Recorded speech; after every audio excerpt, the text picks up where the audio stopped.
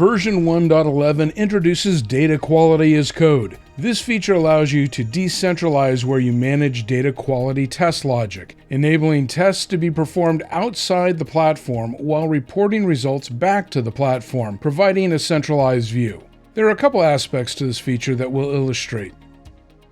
To set up the example, we have a Snowflake service already ingested. Inside that, I have a customer database, and then a collate shop schema, which is comprised of multiple tables. On the code side, we're using VS Code and Python-based transformation pipelines. The first pipeline is our test runner and will transform and load the data directly.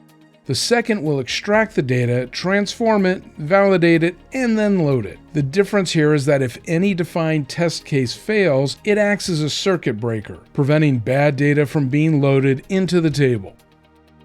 Let's look at that first transform function.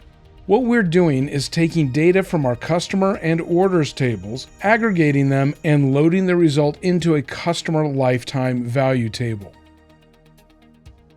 Looking back, we see that the customer lifetime value table exists already. If I look on the data quality side, we see that no data quality tests are defined. So let's jump back into VS Code and look at that validate function. This function validates that the data we load into the final table meets certain defined conditions in our test runner function. As you can see, this just takes a few lines of code to run the validation. We just instantiate our runner object, reference the fully qualified name of the table we are validating against, and the test case we want to run.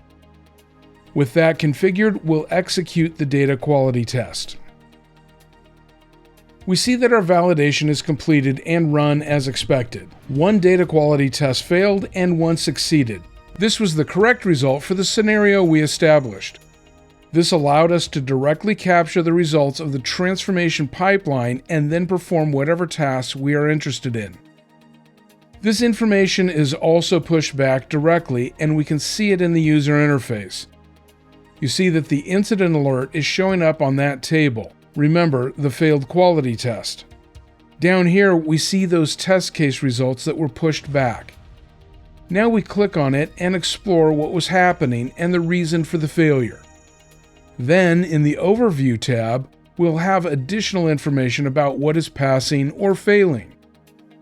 So you see now how you're able to manage the data quality test logic outside of the platform, but it is reported and visible within the platform. This can then be stored in a version control library and provided to your data engineers as a data quality library that is executed as part of your pipeline, with results going right back to the platform.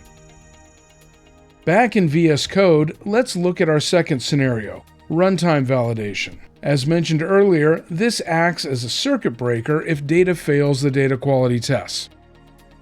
In our code, we're extracting orders and product details. If we look, these are simple queries that return data frames.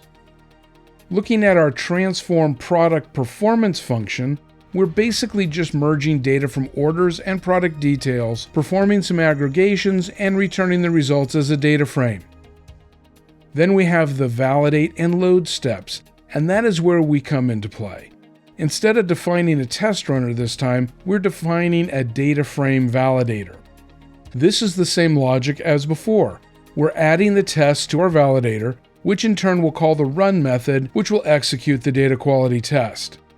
We're passing two callback functions, one for success and one for failure. If it is successful, we will load it into the product performance table. If there is a failure, then we will roll back. Something to note is that the run method defined here will accept chunks of data, so if you're working on large data sets, you can simply chunk your way through them.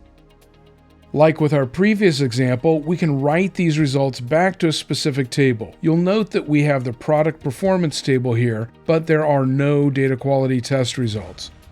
Let's run our program and get some results. Looking at the run log, we have the expected validation error. Since one of the tests failed, we don't want to load this data back into our final table. Back in our UI, we can see the data quality test we ran in code is now visible.